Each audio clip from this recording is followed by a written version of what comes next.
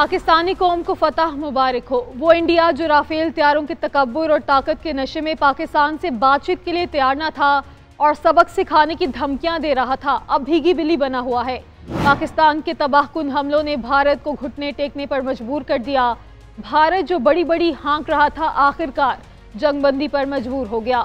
पाकिस्तान और भारत के दरमियान सीज़ फायर के लिए अमरीका और दोस्त ममालिक ने अहम किरदार अदा किया है। अमरीकी सदर डोनाल्ड ट्रंप ने अपने ट्वीट में दोनों मुल्कों को मुबारकबाद दी और दुनिया को ये खबर दी कि दोनों मुल्कों में जंगबंदी हो गई है।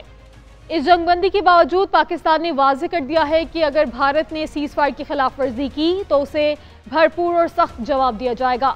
अमरीका इस बात का भी जिम्मेदार होगा कि भारत सिंतास मुआहिदे की खिलाफ वर्जी नहीं करेगा और पाकिस्तान के हिस्से का पानी नहीं रोकेगा। पाकिस्तान की बहादुर अफवाज ने दुश्मन की जारहाना कार्रवाइयों को रोकने के लिए 10 मई की सुबह नमाज फजर के बाद नारे तकबीर के साथ ऑपरेशन बुनियानुल मरसूस का आगाज़ किया, जिसका मतलब है सीसा पिलाई हुई दीवार।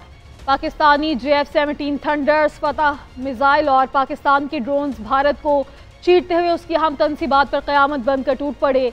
दुश्मन को संभलने का मौका भी ना मिला, हर तरफ अफरा तफरी मच गई। ये जवाबी हमले बेहद कारगर साबित हुए। JF-17 थंडर की घनघरज भारतीय फ़ज़ाओं में छाई रही। भारतीय टेक्नोलॉजी और मिसाइल इन शाहीनों के आगे बेबस हो गए। भारत ने जहां जहां से पाकिस्तान पर हमले किए थे, उनको फतह-1 मिसाइल से टारगेट किया गया। इन मिसाइलों की आवाज़ ने ही दुश्मन के दिल दहला दिए। फतह-1 मिसाइल सिस्टम के जरिए कई ठिकाने तबाह कर दिए गए। BBC जैसे इदारे ने भी इस बात की तस्दीक की है कि पाकिस्तान ने मगरबी महाज पर फौजी कार्रवाइयों के दौरान इंडियन अस्करी तनसीबात को निशाना बनाने के लिए तेज़ रफ्तार मिसाइल इस्तेमाल किए, जिससे इंडियन आर्मी को शदीद नुकसान पहुंचा है।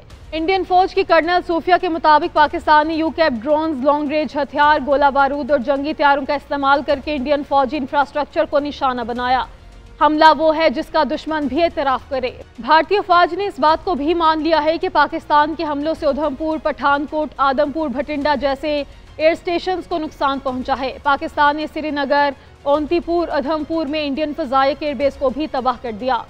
पाकिस्तान ने आदमपुर में इंडियन S-400 को भी नेस्तो नाबूद कर दिया, जिसकी मालियत $1.5 बिलियन थी। भारत को राफेल तैयारों की तरह अपने इस निज़ाम पर भी बड़ा गरूर था। इसके अलावा सूरत और सरसा में हवाई अड्डों की तबाही, नगरोटा में ब्रह्मोस स्पेस, डेरनगियारी और चंडीगढ़ में तोपखाने की पोजीशंस और चंडीगढ़ के गोला बारूद के डिपो भी पाकिस्तानी शाहीनों का निशाना बने।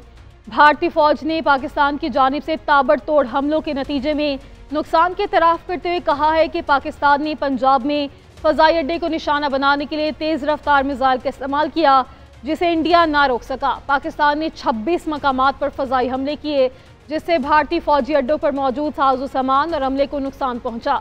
पाकिस्तान ने मकबूजा कश्मीर में पाकिस्तान में दहशतगर्दी करने वाला भारतीय मिलिट्री इंटेलिजेंस का तरबियती मरकज़ तबाह कर दिया। मकबूजा कश्मीर में भी बरनाला एयरफील्ड को भी उड़ा दिया गया।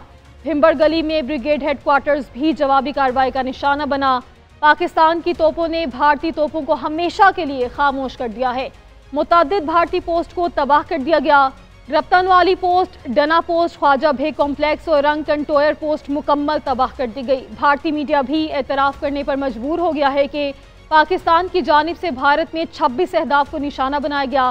भारत के जिन अहदाफ को निशाना बनाया गया उनमें उधमपुर बेस, पठानकोट, सरसा, सूरतगढ़, बरनाला, भटिंडा और ससराम, जम्मू, अखनौर, आदमपुर, हलवारा, मामून एयरफील्ड, ब्रह्मो स्टोरेज साइट, भारतीय ब्रिगेड हेडक्वार्टर्स, KG टॉप और उड़ी में सप्लाई डिपो समेत 12 अहदाफ शामिल थे। पाकिस्तान इंतहाई कामयाबी और महारत के साथ अपने ऑपरेशन को मुकम्मल किया। ऑपरेशन के दौरान भारतीय इलाके ब्यास में ब्रह्मोस मिसाइल का डिपो तबाह कर दिया। एयरबेस उधमपुर और पठानकोट में एयरफील्ड को भी तबाह कर दिया गया। उधमपुर एयरबेस को 3 मिसाइलों से निशाना बनाया गया।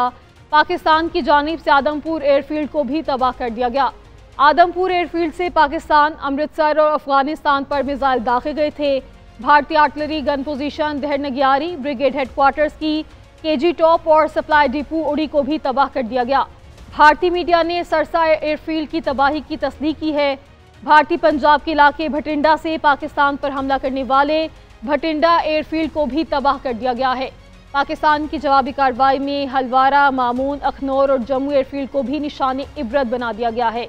उधर साइबर अटैक के जरिए भारत के 70% बिजली के ग्रिड्स को नाकारा बना दिया गया। जिसके बायस भारत के कई शहर तारीकी में डूब गए। भारत की कई अहम वेबसाइट्स को भी हैक कर लिया गया। भारत को और कुछ ना सूझा तो रहीम यार खान में कायम शेख जायद इंटरनेशनल एयरपोर्ट को निशाना बना डाला। भारतीय बुज़दिलाना हमले के नतीजे में शेख जायद इंटरनेशनल एयरपोर्ट को नुकसान पहुंचा है।